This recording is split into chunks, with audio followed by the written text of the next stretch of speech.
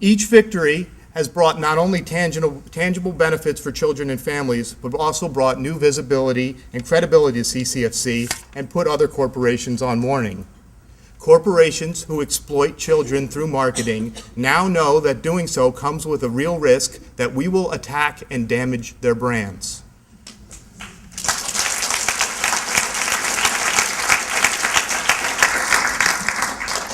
I am proud that CCFC has become a nationally recognized, respected, and feared organization, but I'm even more excited that there is a vibrant and growing movement to reclaim childhood from corporate marketers, of which CCFC is only a part. Because organizations can raise awareness about the problem. They can try and keep some corporations in check. They might be able to stop some of the worst, but it will take a movement to bring about the real societal changes that we need. And speaking of the real societal changes that we need, in just the past year, some amazing things have been going on. Here in Massachusetts, a bill was introduced that would ban all marketing in schools. Let me explain that for a minute. This is not a bill to replace Coca-Cola with Gatorade. This is not a bill to take some of the bad ads out, but leave the good ads. This is a bill that will reclaim a major institution for children from corporate marketers and put it back in the hands of people that only care about children.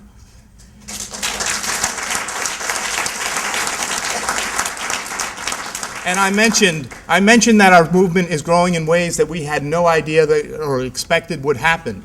A couple of months ago, I got an email from Andy Perlchek, one of our members in Vermont. I had no idea this was going on, and he said, CCFC, I just wanted to let you know that my representative is about to introduce a version of the Massachusetts bill in Vermont. That happened in January, and within days, the bill had more than 30 co-sponsors. This movement is spreading and growing, and it's doing it because people are members and other people are taking it places. But Massachusetts, Vermont, we're the, Birkenstock wearing, latte driving, Volvo eating, whatever, So you can dismiss that. But try and dismiss what happened in South Carolina. In South Carolina this year, the Board of Education the Board of Transportation became the first state to contract for school bus ads to appear in all the school buses on top of the windows going down the side of the bus. Within weeks, Senator Greg Reinberg, a self-described free market conservative, widely considered among the most conservative politicians in South Carolina, a conservative state, introduced a bill to ban all advertising on South Carolina school buses. Let me just read a little bit of something that he wrote in an editorial about this bill, because I think it's pretty remarkable. A free market marries a willing seller with a willing buyer, and the key to the efficient functioning of a free market is the ultimate ability for either party to walk away from the deal. The school bus ad proposal, however, pits a willing seller, the advertiser, against an entrapped buyer, the school child, and by extension, their parents. This deal, in other words, looks a lot like a prison cafeteria. You'll get what we serve and you'll like it. That is one of the most conservative people in South Carolina writing that. Things are moving.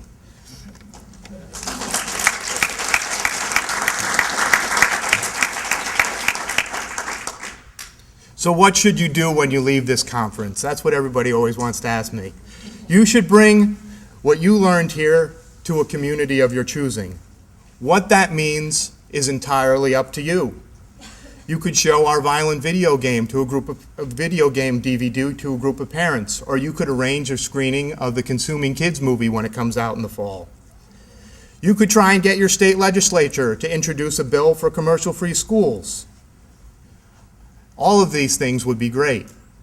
But in my experience, some of the best things that come out of our conferences are not the things that we prescribe, but when people take the information they learn here and come up with their own plans and draw on their own strengths and their interests and those of their community that they want to bring it back to.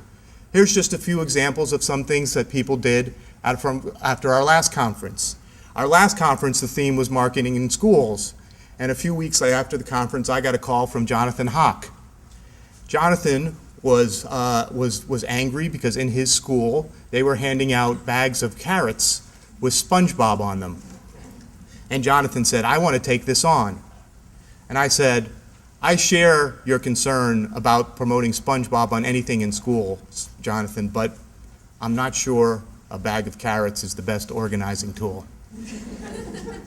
And Jonathan, in his infinite wisdom, ignored me. And he went after that bag of carrots. I think they might have actually been organic carrots.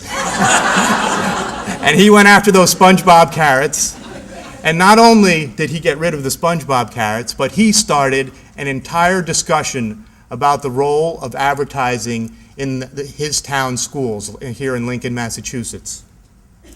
And Lincoln, Massachusetts, as a result of those SpongeBob carrots, as a result of Jonathan, now has a policy that they don't allow any advertising in schools.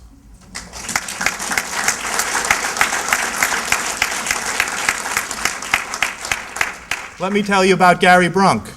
Gary Brunk is the president of Kansas Action for Children. He began to realize how commercialism was a big problem and wanted to do something about commercialism in Kansas' schools, so he came to our last conference. He realized when he left that this was something he really wanted to work on, but he also felt that people in Kansas maybe weren't ready to do something like we've done here in Massachusetts with the bill. So we commissioned the Framework Institute to do some studies on the issue, and they did focus groups, and they did interviews with people, and they looked at how could they frame the idea of commercial-free schools in a way that would be appealing to people in Kansas and really be the most effective. As far as I know, this is the first time that market research has ever been used on our side instead of being used against children. And so they did that, and the results were fascinating. I was in their workshop the other day, and they'll actually be posted, the report will be posted on the Frameworks Institute's website in the next couple of days. But even better, not only did Gary go out and do this, but then he brought it back to the conference this year, completing the circle of taking this information back to his community and then bringing it back. And then there's Wendy Shepard. I was talking to Wendy at the Morgan Spurlock event on Thursday, and I said, Wendy, have you noticed what's been going on the feminist blogs lately? Have you noticed how much there's been a focus on sexualization and marketing? It's almost like there's a competition going on. Who can be better at catching a corporate predator? And Wendy said, yeah, that's because after we were at your last conference, me and my daughter, we went to the National Organization of Women's Conference, and we talked about these issues. We did a workshop on these issues, and we talked about them. And a lot of those blogs you're seeing are people who were at that conference. So here's the information going from our conference to Wendy to the National Organization of Women, and now it's all over the place on the web. So when you leave here, bring this back to a community. It could be a place-based community like Jonathan did. It could be an activist community like Wendy did. It could be a virtual community.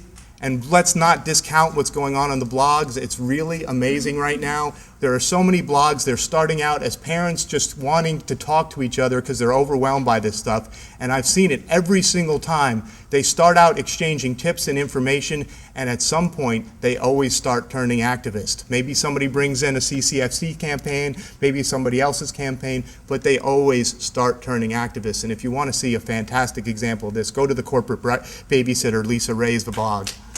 It's really wonderful what she's doing. It could be a spiritual community. I'm told that they had to drag in chairs yesterday at the meeting of spiritual communities, and that there was so much talk about bringing this to spiritual communities. Whatever the community is, it doesn't matter, but bring this back to a community. Because if all of us keep doing what we're doing and keep bringing others into this movement, we will continue to reclaim childhood from corporate marketers. One report card, one school bus, one school, one community, one city, one state at a time.